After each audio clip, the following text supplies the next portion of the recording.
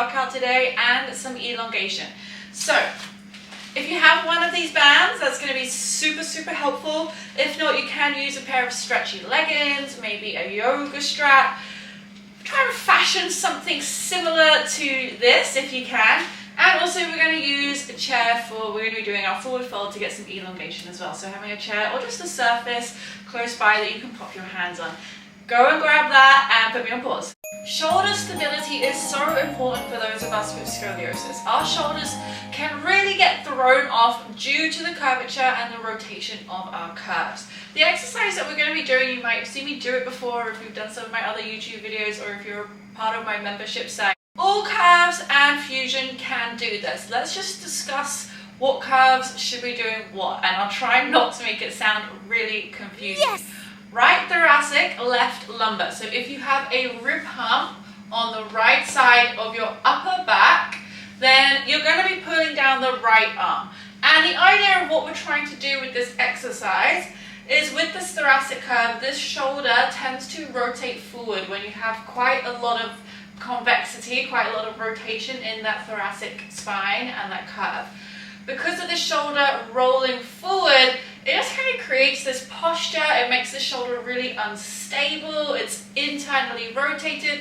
So the exercise that we're going to do is going to help pull the shoulder down and back. So as we're doing it, I want you to think of your shoulder blade coming down and back.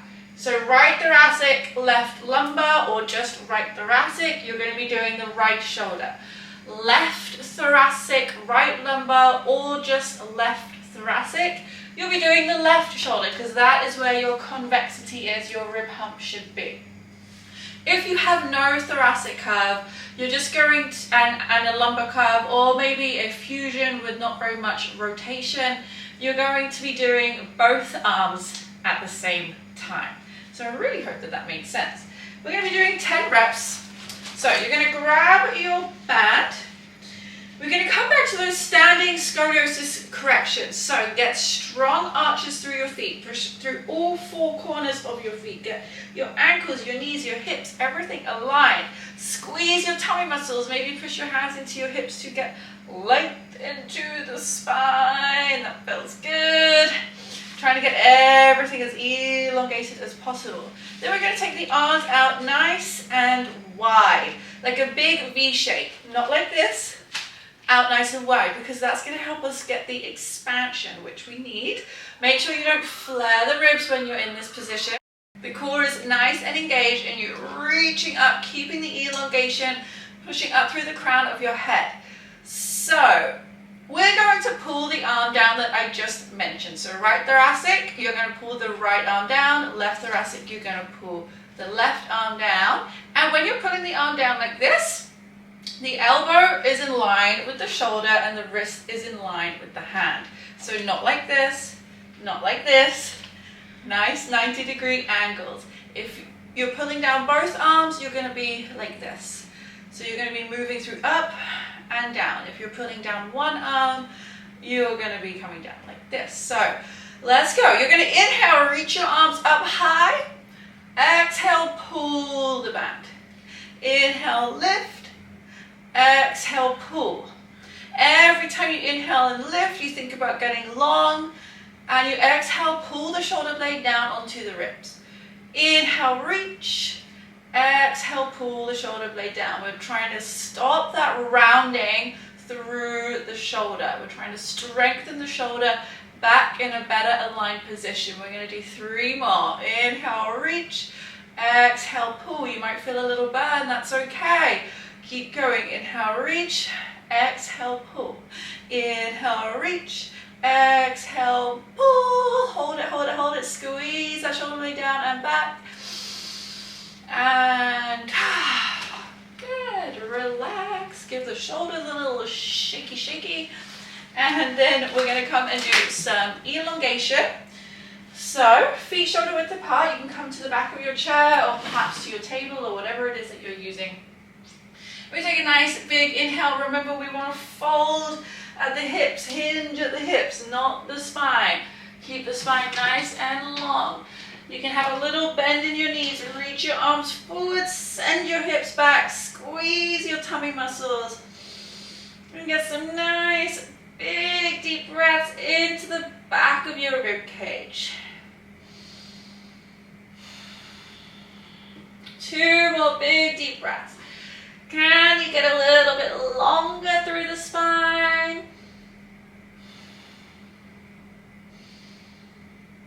And then slowly bringing yourself back up.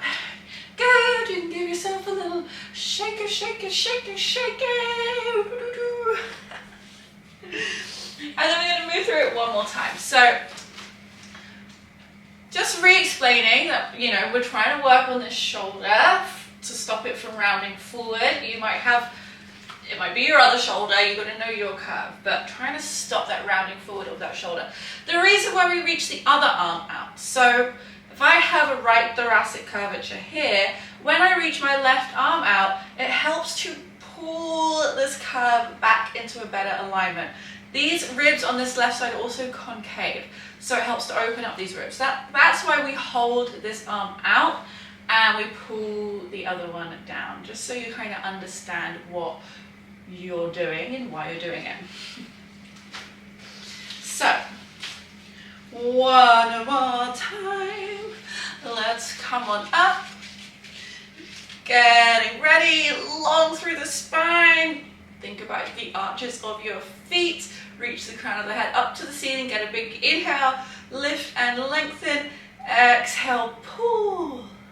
Inhale, lift and lengthen. Exhale, pull. Inhale, lift. Exhale, pull. You're doing so well. Keep it going. Every time getting a little bit longer through the spine. Keep reaching the crown of the head up. Keep squeezing the tummy muscles, not letting the ribs flare, and fighting through the burn. It can burn.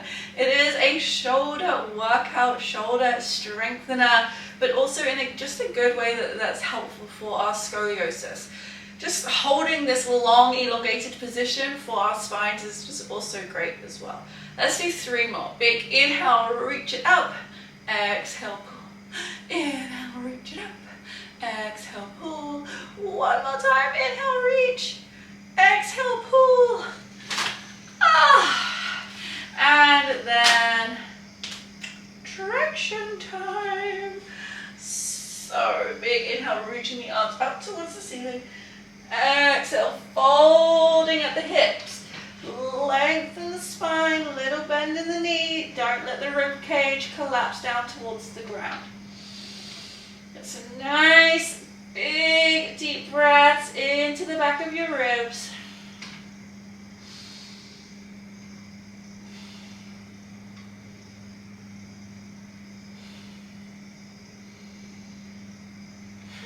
And then gently walk yourself back up. Good. Okay, well done. Now we're going to have a little chat about posture, this rounded shoulder, your neck, everything like that. What can we do about it? Let's sit down and just have a little chat. Oh, sorry.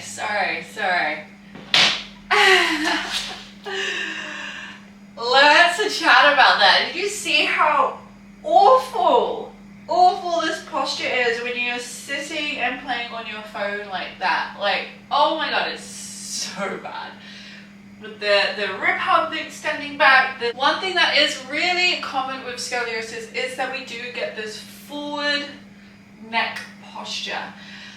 And that can be due to many different reasons, but largely because of just the movement in our spine that isn't normal. It creates abnormalities. Like our neck is supposed to be, you know, back and up. It's actually supposed to be lordotic, but because of scoliosis, and because in some cases the rotation in the thoracic spine can make us, our upper backs, our thoracic spine, which is supposed to be kyphotic, it can actually push us into lordosis, which is not what that part of the spine is supposed to be doing.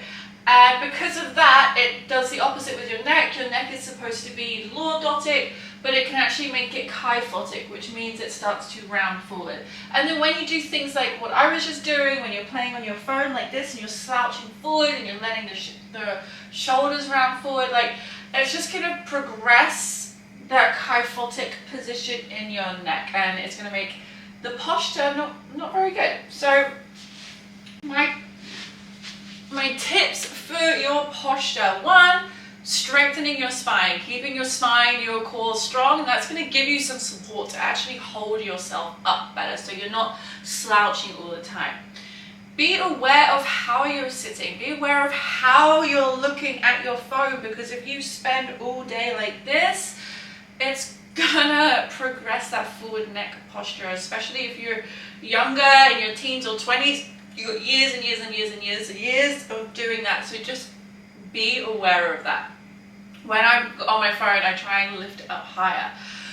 Your computer screen, making sure you're not down like this, just trying to keep yourself sat upright. It's really going to help slow that kyphotic rounding in that neck.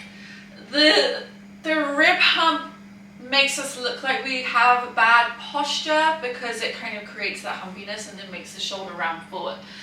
Dealing with that, you have to deal with scoliosis corrective exercises that focus on the lengthening and derotation of your spine. You don't want to do traditional like fix my posture exercises where you see on YouTube where they're just like doing things like this, or like lying on a foam roller, for example, and opening up like that, because of the tendency for some curves to actually have a lordotic upper back. That means like it's opening like this. When you do exercises that open, it can make that lordosis worse. So just being aware of that. To treat our posture with scoliosis, we have to do scoliosis corrective exercises. The Schroth method, the C's method, Scolio Pilates, yoga for scoliosis, like one of those, that is what's going to help with your posture. To help with the forward neck posture, I'll use a scoli prop. I'll fold it over like this, or I'll pile a couple on top of each other. And when I'm doing my supine prop, so I pop my convexities, I'm not going to get into that right now, but I'll also place a little prop underneath my neck, and that helps bring a little bit of lordosis back into your neck, the natural curve that is supposed to happen. And you can pad your convexities as well, and it's just helping bring the spine back into a neutral position, which it tends to lose with scoliosis. So be aware of your neck, be aware of your rib cage, be aware of what your shoulders are doing. Try your best to keep a strong body, and don't look down at your phone for hours and hours and hours every day, because that's going to progress things. I hope that this helped, and I will see you tomorrow.